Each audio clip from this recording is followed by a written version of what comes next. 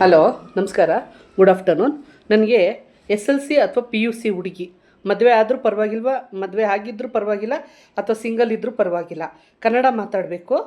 Brahmins ಮನೆಗೆ, ಮಗು ಬಂದು 10 ವರ್ಷ, ಸ್ಕೂಲ್ಗೆ ಹೋಗುತ್ತೆ ಮತ್ತು ಶೂಟಿಂಗ್ಗಳಿಗೆ ಹೋಗುತ್ತೆ. ಇದು ಒಬ್ಬರು ಶೂಟಿಂಗ್ ಮನೆಗೆ ಬೇಕಾಗಿರೋದು ಬೆಂಗಳೂರಲ್ಲಿ. ಸೊ ಯಾರಿಗಾದ್ರೂ ಇಂಟ್ರೆಸ್ಟ್ ಇದ್ದರೆ 10 ವರ್ಷದ ಮಗುನ ಸ್ಕೂಲಿಗೆ ಕರ್ಕೊಂಡು ಹೋಗಬೇಕು. ವ್ಯಾನಲ್ಲಿ ಹೋಗುತ್ತೆ, ವ್ಯಾನಿಂದ ಬಂದಾಗ ಮನೆಗೆ ಕರ್ಕೊಂಬರಬೇಕು. ಮತ್ತು ಶೂಟಿಂಗ್ ಇದ್ದಾಗ ಅದನ್ನು ಕರ್ಕೊಂಡು ಹೋಗಬೇಕು, ಕರ್ಕೊಂಬರಬೇಕು. ಮತ್ತು ಮನೆ ಕೆಲಸ ಮಾಡ್ಕೊಂಡು ಅವ್ರ ಮನೇಲೇ ಇರಬೇಕು. ತಿಂಗಳಿಗೆ 2 ರಜೆ. 14,000 to 15,000 ಸ್ಯಾಲ್ರಿ ಇದೆ. 1ನೇ ತಾರೀಕಿಂದ 5ನೇ ತಾರೀಕು ಒಳಗಡೆ ಸಂಬಳ ಇದೆ. ಸೊ ಯಾರಿಗೆ ಇಂಟ್ರೆಸ್ಟ್ ಇದೆ, ಯಾರಿಗೆ ಬರ್ತೀರಾ?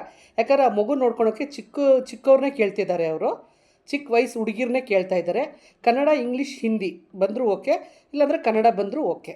ಬಟ್ ಮಗುನ ನೋಡ್ಕೋತೀನಿ, ಆಟ ಆಡಿಸ್ತೀನಿ. ಈ ಥರ ಶೂಟಿಂಗ್ ಎಲ್ಲ ಹೋದಾಗ ಅವ್ರ ಜೊತೆಲಿ ಹೋಗ್ತೀನಿ, ಬರ್ತೀನಿ, ಕಂಫರ್ಟಬಲ್ ಇರೋರು, ಮನೇಲಿ ಹೇಳಿಬಿಟ್ಟು ಬರ್ತೀನಿ ಅನ್ನೋರಿದ್ದರೆ ನಿಮ್ಮ ನಂಬರ್ ಹಾಕಿ, ನಾನು ನಿಮಗೆ ಕಾಲ್ ಮಾಡ್ತೀನಿ. ಅದು ಈ ಮಂತ್ ಎಂಡಲ್ಲಿ ಬೇಕು ನನಗೆ. ಇದು ಕೆಲಸ ಬಂದು ಬೆಂಗಳೂರಲ್ಲಿ ಗಾಂಧಿ ಬಜಾರಲ್ಲಿ ಅಲ್ಲೇ ಉಳ್ಕೋಬೇಕು. ಸೊ ಯಾರಿಗೆ ಇಂಟ್ರೆಸ್ಟ್ ಇದೆ ಅವ್ರು ನಿಮ್ಮ ನಂಬರ್ ಹಾಕಿ. ಇದು ಮದುವೆ ಆಗದೇ ಇರೋರು ಅಂತಲ್ಲ, ಅಕಸ್ಮಾತ್ 18ರಿಂದ 20 ವಯಸ್ಸೊಳಗಡೆ ಮದುವೆ ಆಗಿರೋರು ಇದ್ದರೂ ಪರವಾಗಿಲ್ಲ, ಆಗದೇ ಇದ್ದರೂ ಪರವಾಗಿಲ್ಲ. ಬಂತು ಅಂದರೆ ಅಟ್ಲೀಸ್ಟ್ ಒಂದು ವರ್ಷ 2 ವರ್ಷ ಆದರೂ ಕೆಲಸ ಮಾಡಬೇಕು. 1 ತಿಂಗಳು 2 ತಿಂಗಳೆಲ್ಲ ಕೆಲಸ ಮಾಡಿ ಹೋಗಂಗಿದ್ರೆ ದಯವಿಟ್ಟು ಬರಬೇಡಿ ನನ್ನ ಹತ್ರ.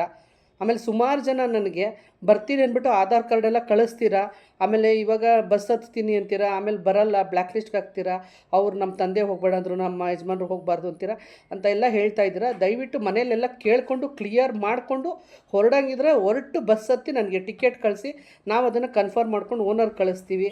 ಸೊ ಸುಮ್ಮನೆ ಬರ್ತೀನಿ ಅಂತ ಇದು ಮಾಡಬೇಡಿ. ನಾವು ಎಲ್ಲನೂ ಯಾರು ಬರ್ತಾರೆ, ಎಲ್ಲಿಗೆ ಬಿಡಬೇಕು ಅಂತ ನಾವು ದಿವಸ ನೋಡ್ತಾ ಇರ್ತೀವಿ, ಮಾಡ್ತಾ ಇರ್ತೀವಿ.